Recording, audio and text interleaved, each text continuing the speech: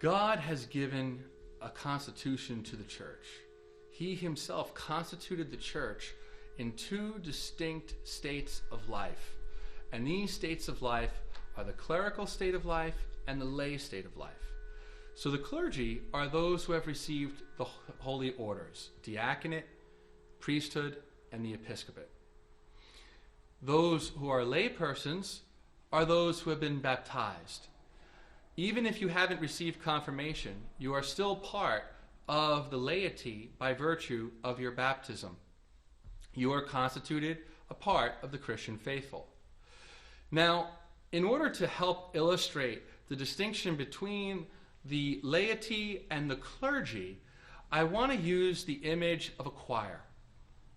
In a choir, you have sopranos, altos, tenors, and basses.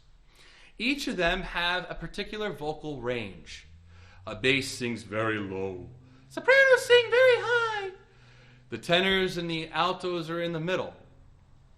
And each of these different voice parts in the choir contribute to developing what is called polyphony or harmony, because they each interact with their voices with one another, and in those different voices create great beauty. It's not that one voice is any better than another voice or any more important than any other voice, but that each has their own vocal part based off of who they are. So if you have a high voice part, that's just something that you were born with. That's not something that you could necessarily control. Same thing if you have a low vocal part or a middle voice.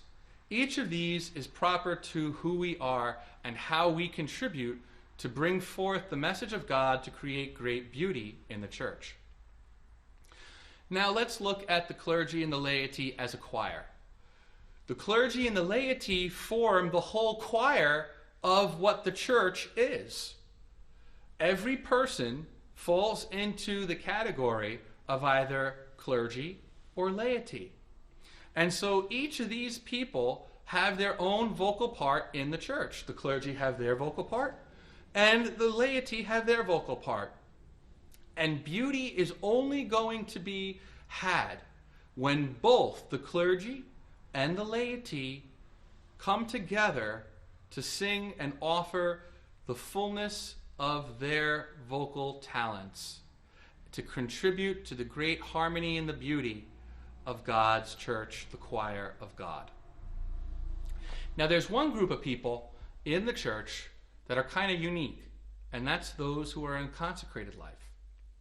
Because a person in consecrated life could potentially be either a cleric or a lay person. For instance, all nuns are lay people. All brothers are lay people.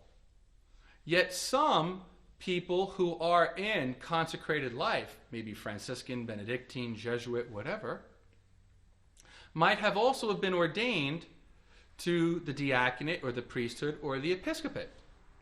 And if they've been ordained, then they're a cleric who happens to be in consecrated life versus a lay person who happens to be in consecrated life.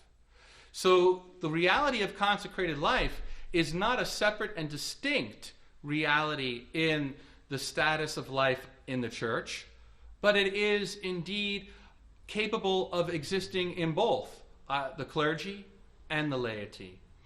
And we see how in those institutes of consecrated life or societies of apostolic life, we see how beautifully these, both the clergy and the laity, come together, united by their charism, united by the spiritual tradition of their founder.